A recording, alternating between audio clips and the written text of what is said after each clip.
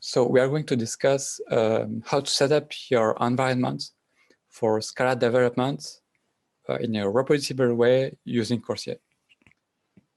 All right, so a little bit about me. My name is Alex Archambault. I'm now working as an independent software engineer. Before that, I was working at the Scala Center. And in spite of being independent, I'm still working regularly with the Scala Center. And in particular, many of the features that we are going to see in this talk were actually funded by the Scala Center.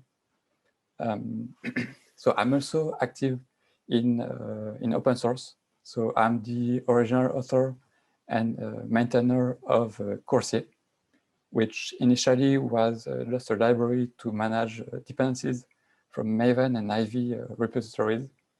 It's now used by SBT, by Mir, by Bazel, and a long time it evolved and got more higher level features, so to say. Namely, it can now manage applications or JVMs, not simply Maven dependencies. So I'm also the original author and co-maintainer of Almond, which is a Scala kernel for Jupyter. And I have significant contributions in Shapeless and in Ammonite. And I also have smaller projects like Plotly Scala to do plots in Scala or CaseApp to parse command line arguments. All right, so in this talk, we're going to talk about Coursier and more particularly about its CLI. So its CLI is called CS here. And CS comes up as a binary. So it's a native binary. It's generated thanks to GraalVM. So it's a GraalVM native image. And thanks to that, it has no dependencies. I mean, it doesn't need a JVM to run. Its only dependencies are, I guess, C or C++ standard library things, which are almost always around. So we can basically say that it has no dependencies. It only takes one command to install it. So on Linux or on Mac, we can just use a command such as this one. On Windows, you can just download its executable and double-click it. And thanks to GraalVM, it now supports 4 platforms, so namely Windows, Mac, and Linux on x86 64-bit processors.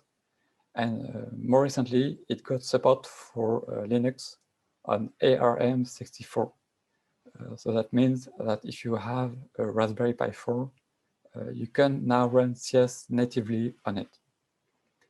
So the Coursier website has more details about how to install the CLI. And in a few minutes, I'm also going to give you some more resources that explain how to install and use CS. All right, so just to give you a small glimpse of what CS can do, CS is basically made up of subcommands. So it has low-level commands somehow, which usually take as input Maven coordinates such as these.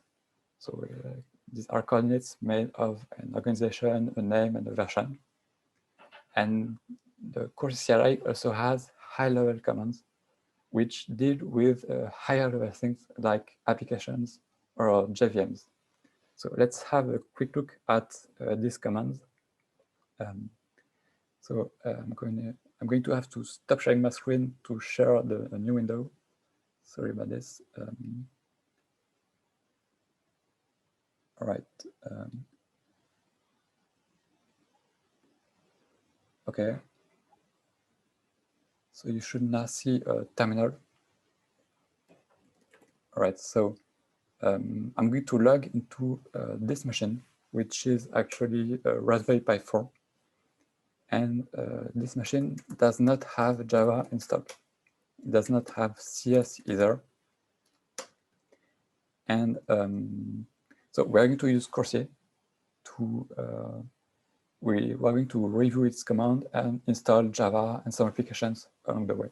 So let's grab the coursier launcher. So I'm going to go to the GitHub release pages of coursier to so yeah, this support for this architecture is quite new. So it doesn't have a short URL yet. So I'm going to the GitHub release pages of coursier to. So let me show you.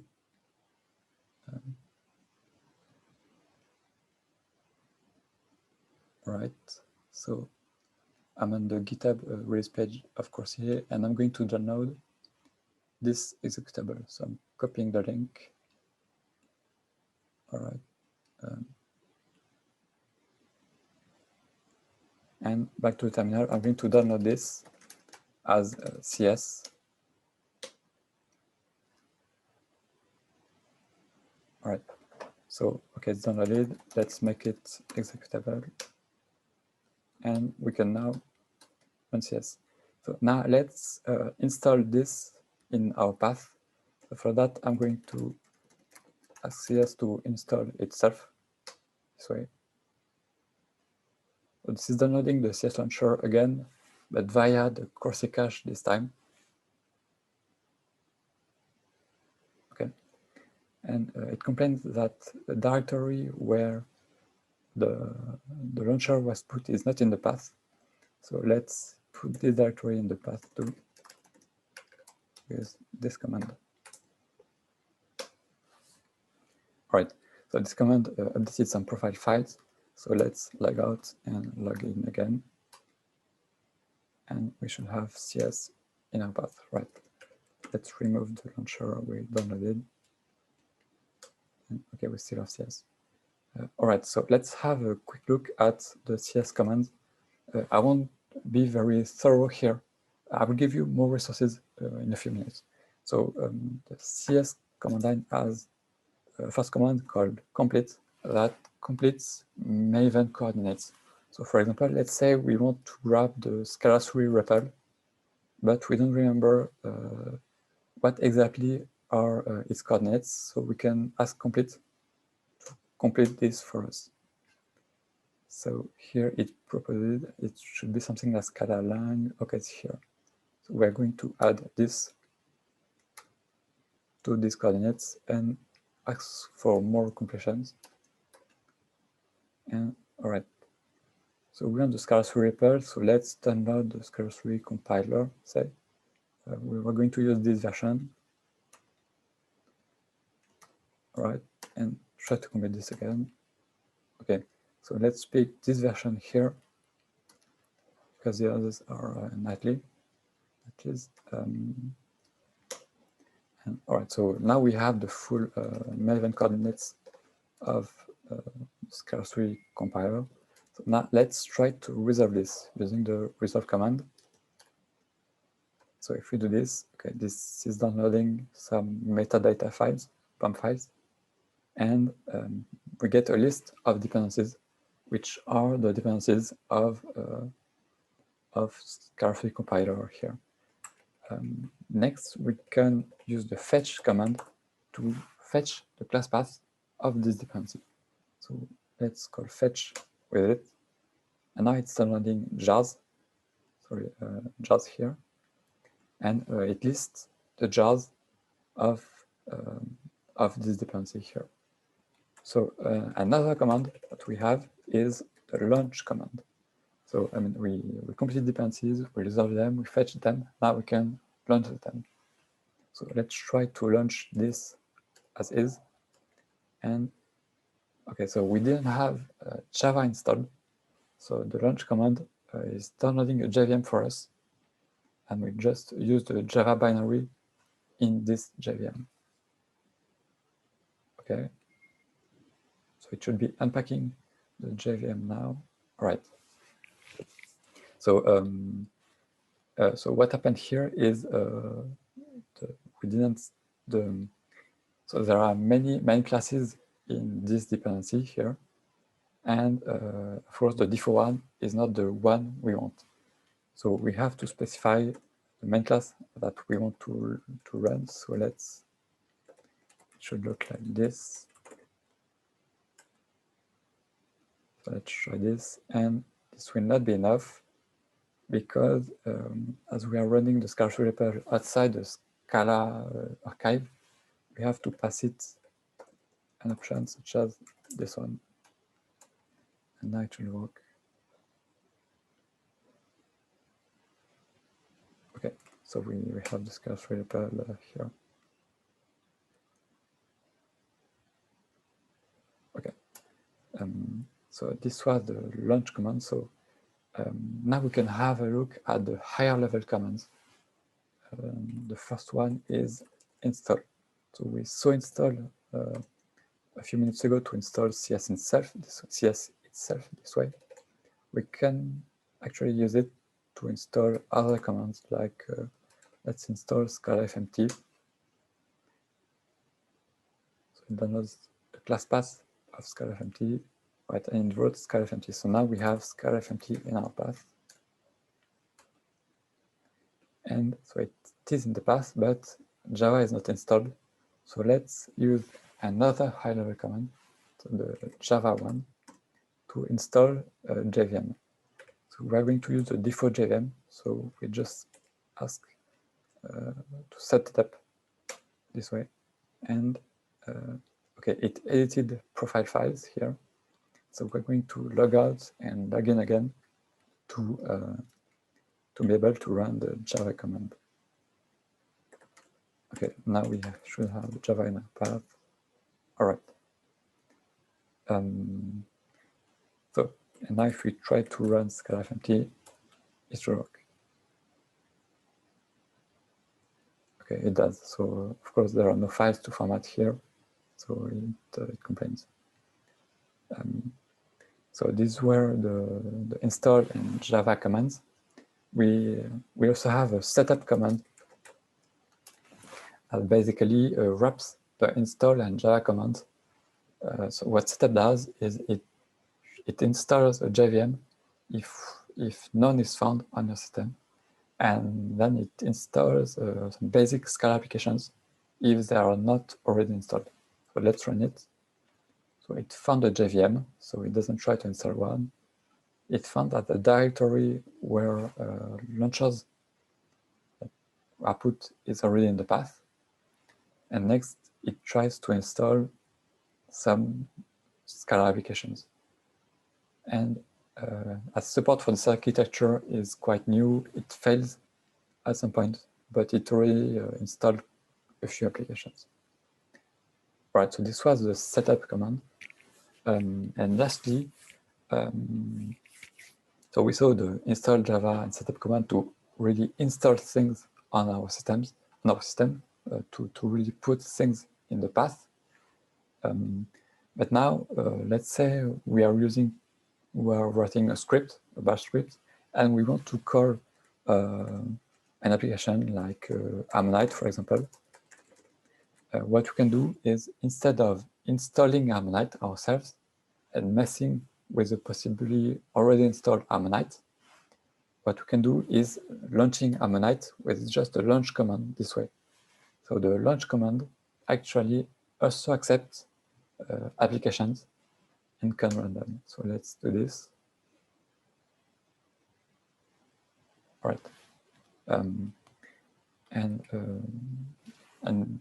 launch also accepts a JVM flag. So if you want to use a particular JVM without really installing them, without making it the default on the machine we are on, we can just pass this flag, this option to launch, and it's going to use this JVM.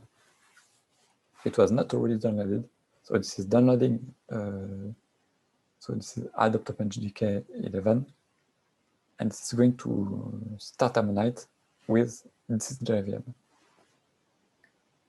So okay, it's downloading.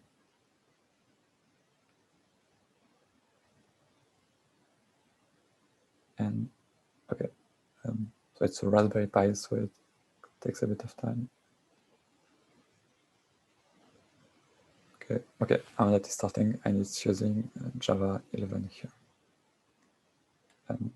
All right. So this kind of command is quite handy from scripts. For example, if you want to start applications without messing with already installed ones or without messing with already installed JVMs yet. So let me go back to the slides.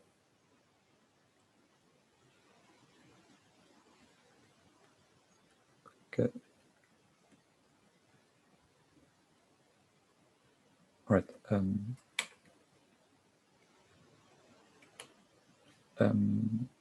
Yeah, sorry. So yeah, we saw the CS launch armlet command, and it can be handy in scripts. Yet we are going to discuss some of the limitations of using this command as is in scripts in a few moments. So if you want to know more about the coursier CLI, there are some resources that are available online. For example, a few months ago, I wrote this blog post here that describe what the setup, reproducible install, and Java command do. If you prefer videos, Dev Inside You, who does Scala development related videos, made 2 videos about coursier. One is about setup, and the other is about the other commands. And lastly, you may have seen a tweet yesterday by the Scalalang account about upcoming Scala 3 videos. And some of these videos are going to be about coursier. And these are made by the Scala Center in collaboration with Lunatic and 47 Degrees. All right. So let's get back to the CS launch command we saw just earlier. So this kind of command can be handy from scripts, yet you know, there are things, I mean, when you see that kind of command, there are things that can make you feel a bit nervous. Like, you know, this command might work for us right now, but what if newer Armada versions are released in the future? Or what if newer JVM, even JDK, are released in the future? You know, this command will just pick the newer versions, and this might this could break our scripts. And I mean, yeah, of course, I mean, we might not want that. And so, what we can do to address that is, what we should want to do is to try to lock the versions that are being used here, so the Armada version or the JVM version, in order to make this command really reproducible. That is, ideally, we'd like such a command to always start the exact same application, so the exact same Armada version in particular, with the exact same JVM, so the exact JVM version we picked right now. So we'd like this command to start exactly the same versions of everything in order to be more reproducible. So in the first time, naively, what we could do is just pass a few versions to this command. So we could, for example, add an Armada version here. We could specify a more precise JVM ID here. Yet we can't be sure that it's enough. So this command does quite complex processing under the hood, and even I, as the author of coursier, I can't be sure. Just adding a few versions like this, I can't be sure that I didn't miss any parameter that would need to be fixed, to be locked. For example, in this command, under the hood, the Scala version ends up being picked. Like, to start Armada, we need to choose the Scala version for it, and CS launch will pick one for us. But there are other things that can change in the future and that are being used by this command. In particular, to go from the Armada name here to full Maven dependencies. with an organization, a name, and a version. CS launch here uses some metadata from what we call an application channel. So it's a bunch of JSON files that say, okay, Amlight has these Maven coordinates. There are also some other metadata related to the JVM here. To go from 11 to an actual JVM name, a more precise version, and to know where to download this JVM, CS Launch uses a JVM index, which is a large JSON file listing JVMs and where to download them. And so many changing things are actually downloaded on the hood when using this command. And so naively setting a few versions is not enough to be sure that we have a really reproducible command. So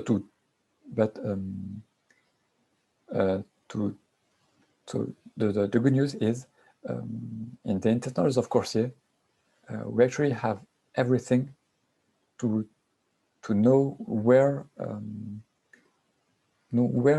this kind of changing data is being used. So let's have a quick look at a quick peek at some of the internals of Coursier. So Coursier has a cache module, and one of the functions of this cache module is to provide a method like this one. So this method takes an artifact as input and gives you the text content of this artifact as output. So an artifact here is just basically a URL. We'll have a look at this later. And so basically what the cache does is it takes a URL here and it gives you a string, or it can also give you a file, but here we are looking at strings. So one nice thing to notice here for reproducibility is that most of the artifacts that we get from Coursier come from mavencentral, and as you may already know, artifacts on mavencentral are immutable. That is, if we look, for example, at an artifact such as this one here, so we have the URL of a pump file of the Scala library. This file does not change and will not change in the future. So mavencentral is we can't overwrite files on mavencentral, and we can't delete them either. So basically, if we use as input here artifacts that come from mavencentral, we'll always get the same output here. So in a way, using only mavencentral artifacts, this function here becomes a pure function somehow. So given the same artifact, it will always give the same text content as output. So of course this is modulo. The string is wrapped in an F here, which accounts for possible network failures, but also the time delay it takes to download this file or to read it from disk. But overall, the idea is that using only mavencentral, this function here is a pure method. And so when we use this in the internals of Coursier, if you only use immutable artifacts, such as the ones from mavencentral, we'll have, we get the whole resolution itself becomes reproducible. So, it's a really nice result. This is how when you use Coursier in your build tool, like in SBT or in Mail, and you add a dependency, when you add a dependency, you want to always get the same jars, be it on your local machine or in your CI, and what guarantees that is this. is the fact that we are using immutable artifacts, which give us a cache that behaves as a pure function. So now, how does this break in the command we saw just before? But this breaks because some artifacts are not immutable. So I guess we all know of snapshot artifacts, like the ones from mavencentral. Snapshot artifacts that we may overwrite. But even on mavencentral, there are changing artifacts, such as version listings. So this URL here is a version listing of the Scala library. And when new Scala versions are released, this file is updated. And so in itself, this file is not immutable. And to handle this, the cache of coursier, deals with faces two cases. So either the processing in coursier tells upfront whether a file is changing or not via this field here in artifacts. And so the cache itself then reacts to this by so if a file is not changing, if we have a local copy of it, for immutable files, we are going to use that local copy straight away and not do any network I/O. Whereas for changing files, even if we have a local copy of it, we may still want to check if newer versions of it are available. And so this is why in the internals of coursier, we have this field here, and we need this field so that the cache handles correctly changing files such as this. Right. So a good news is thanks to this, we know really in the core layers of coursier when non-immutable artifacts are being used, and so we know precisely where and when some non-determinism can be injected in some processing made by coursier. So we can use this to make the command we had just before more reproducible. So let's have a very quick look. I'm going to share my terminal. All right, so now you should see the terminal. So the coursier CLI now has an option called logchanging, which will print a line every time a changing artifact is being checked. That means every time some non-determinism is injected in some processing done by coursier, this will print a line, and we'll have more details about what happens. So let's try this. Okay, so it printed many lines here. So what we see here is this references the IV2 local repository of this machine. So what we're going to do is to stop using this repository. So I'm going to pass this option here. So here the -r is for to pass new repository. The exclamation mark means we want to override the default repository, and we pass central, just mavencentral, as a repository. So let's try this again. And so now mavencentral is the only repository used here. So we have less output. So these are all the files, all the changing files that inject non-determinism in this command. So let's have a quick look at them in order and see if we can manage to work around these files so that none of these, so that we can let's see if we can manage to have these files not being used in this command. So let's look at the first one. So this is when so right now guessing the options that are needed in order to not use all these files requires a bit of know-how. So luckily, I know coursier, so I know the options to pass here. In a few minutes, I'm going to discuss how we can make this better, how we can make this easier to use for people that are not familiar with all these coursier options. So the first artifact here is IO get coursier apps. And this is the application channel of coursier. This is how coursier goes from an application name Ammonite to actual Maven dependencies. So in order to fix, to lock this, so here this was a version listing of this application channel. So what we're going to do is to lock the version of this application channel.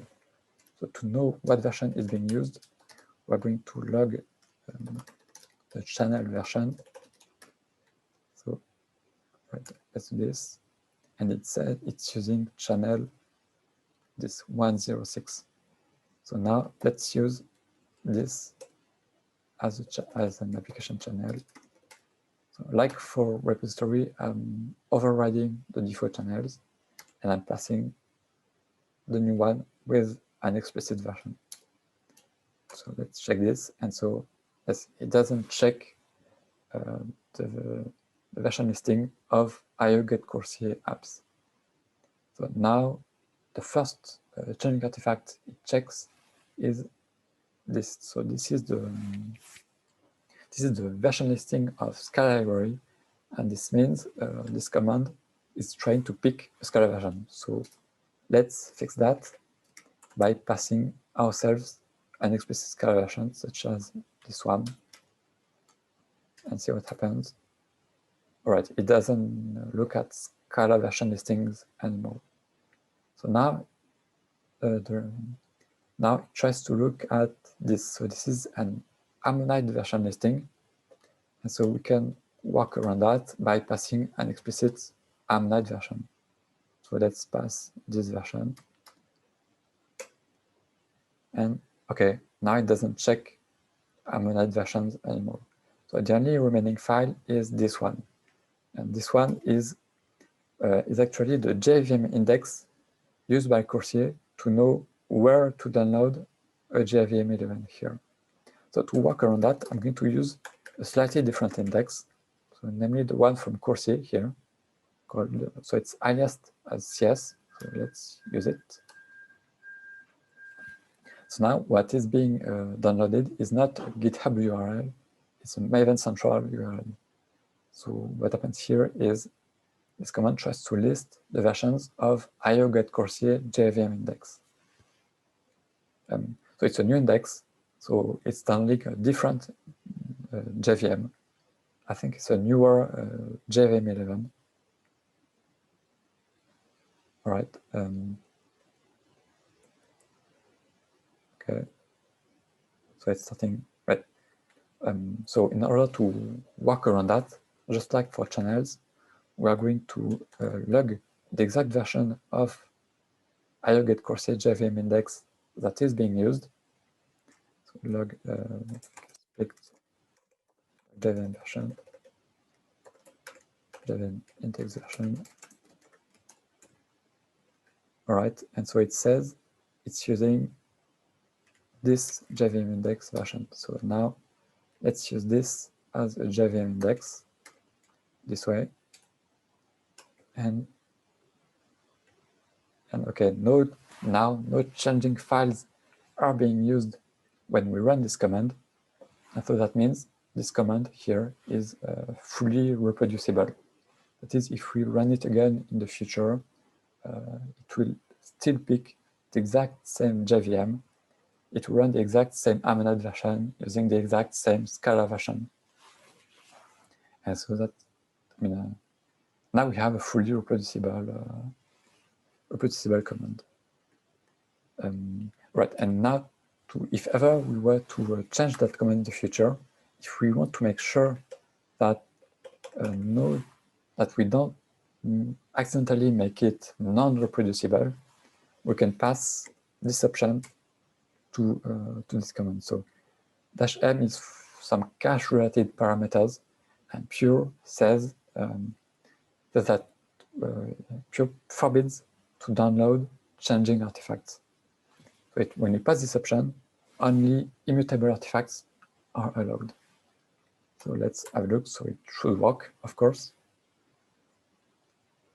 And now let's see if it does break when we use changing artifacts. So let's stop using this JVM index.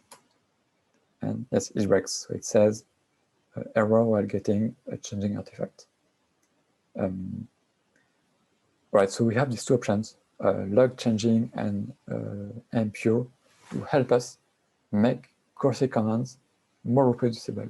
And we don't have to rely on guesswork to know what options to pass. I mean, thanks to these options, we know exactly when changing things are being used, and we know exactly when non-determinism could have been injected. All right, so let me get back to the slides.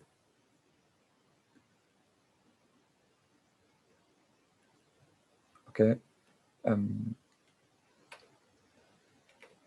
All right. So yeah, there are a few limitations to this approach. So here we walked around the non-determinism coming from changing artifacts. Of course, if you use a different coursier version, some algorithm in coursier might change, so you might get different results. The OS might give you slightly different results, so you should get a different JVM, but sometimes the OS can change things in the resolution. There are implicit inputs in resolution that rely on the OS. And also, I can't explain that in detail here, but the JVM cache of coursier can introduce some non-determinism. I mean, depending on the state of the coursier cache, the JVM-related features may behave differently. This could be addressed, but right now, this is a possible source of non-determinism. Okay, and so overall, this still required quite a bit of guesswork to work. Like, you had to go from the URLs to the right options for the CLI, and it's not very, usually not very accessible to people that are not familiar with the internals of coursier. And so if you are interested in making that better, if you want to help make that better, so you can help. So if you would like, so I guess if you are a company and you would like to fund that effort, I think it's a few weeks of work to have options such as we can pass something like -- lock options to a coursier command and have it print exactly the options that we need to add in order to make a command more reproducible. So I think in a few weeks of work, we could have this working. And so I've written in more details what this would entail in this post. So if you are interested in funding that, please do get in touch. Right, so that's it from me for the talk.